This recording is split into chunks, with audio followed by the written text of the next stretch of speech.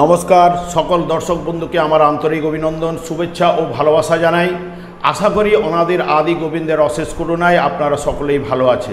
আমি আজকে আপনাদের আগামী সপ্তাহটা অর্থাৎ 22শে এপ্রিল 2024 সোমবার থেকে 28শে এপ্রিল রবিবার পর্যন্ত যে কেমন যাবে মেষ রাশি থেকে মীন রাশি এই পর্যন্ত আজকে আলোচনা করব। এখন আমি কিন্তু লাইভ অনুষ্ঠান নিয়ে আপনাদের কাছে হাজির হচ্ছি বুধবার এবং শুক্রবার ঠিক সন্ধ্যা 8:30 আপনারা সাবস্ক্রাইব করে রাখবেন, বেল আইকনে ক্লিক করে রাখবেন। আমি লাইভ অনুষ্ঠান করলেও আপনারা নোটিফিকেশান পেয়ে যাবেন এবং আমি যখন অন্য কোনো অনুষ্ঠান নিয়ে আসবো তখনও কিন্তু আপনারা নোটিফিকেশান পেয়ে যাবেন। মেষ রাশির ক্ষেত্রে এই সপ্তাহে জাতক জাতিকাদের পরিস্থিতি আগের তুলনার থেকে একটু শুভ হবেই, কারণ মেষ রাশির বেশ কিছুদিন যাবৎ নানা রকম সমস্যার মধ্যে দিয়ে চলছিল, তাদের এই জায়গাগুলো আস্তে আস্তে করে কেটে উঠবে এবং কাজের সাথে সাথে সুনাম বৃদ্ধি হবে। আর্থিক দিক দিয়ে মধ্যম, তবে মানসিক চাপ থাকবে। কষ্ট হলেও ধার না করার ভালো। দাম্পত্য জীবনে মধ্যম এবং শুভ বলা যায়। রেগে গিয়ে কোনো কাজ করা চলবে না। যারা বিশ্বরাশি জাতক জাতিকারা রয়েছেন, এই রাশির জাতক জাতিকাদের শারীরিক দিক দিয়ে কিছু না কিছু বাধার সৃষ্টি করবে। প্রেম সম্পর্কিত ব্যাপারে সাবধানতা অবলম্বন করতে হবে। আর্থিক দিক থেকে সামান্য বাধা এলেও উন্নতি হবে। দাম্পত্য জীবনে কিছু না কিছু সমস্যা থাকবে। সন্তানের ব্যাপারে একটু সতর্কতা অবলম্বন করতে হবে। যারা মিথুন রাশির জাতক জাতিকাদের মধ্যে এই রাশির জাতক শারীরিক দিক দিয়ে মিশ্র ফল পাবে। সিদ্ধান্ত নিতে ভুল হওয়ার সম্ভাবনা বেশি দেখাচ্ছে। আর্থিক দিক থেকে তেমন শুভ নয়, তবুও খুব একটা অসুবিধা হবে না। দাম্পত্য জীবনের মধ্যম এবং শুভ বলা যায়। সন্তানের স্থান মোটের উপর শুভ। কর্কট রাশির জাতক জাতিকেরা এই রাশির জাতক জাতিকাদের মানসিক দিক দিয়ে একটুখানি চঞ্চলতা বা স্টেবিলিটি কম থাকবে, একটু ডিপ্রেশন থাকবে। আর্থিক দিক শুভ। এই সময় গুরুত্বপূর্ণ সিদ্ধান্ত না নেওয়াই শুভ হবে। দাম্পত্য জীবনে খুঁটিনাটি একটুখানি সমস্যা লেগে থাকবে। সন্তান নিয়ে কিছু সমস্যা থাকবে।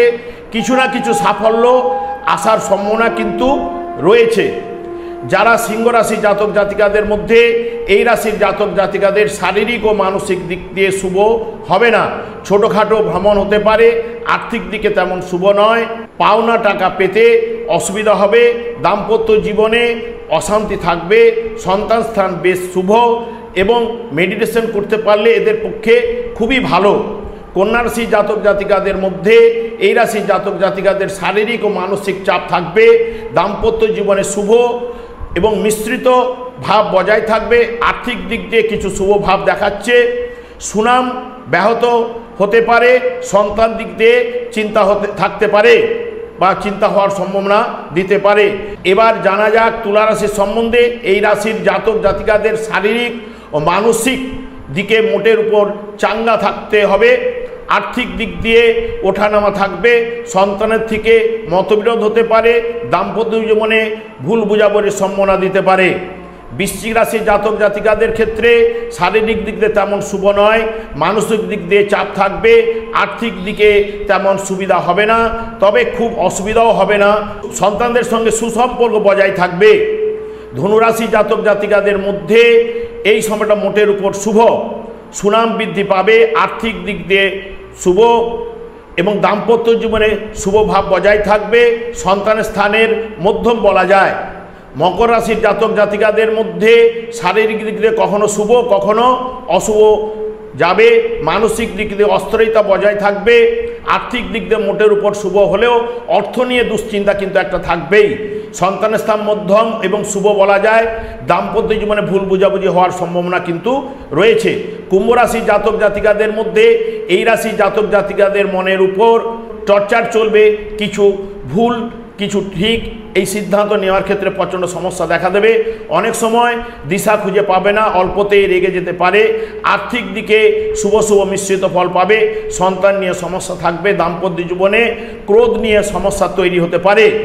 মীন রাশি জাতক জাতিকাদের ক্ষেত্রে শারীরিক দিক থেকে কিছু ভালো হলেও মানসিক চাপ থাকবে। আর্থিক দিকে সমস্যা থাকবে।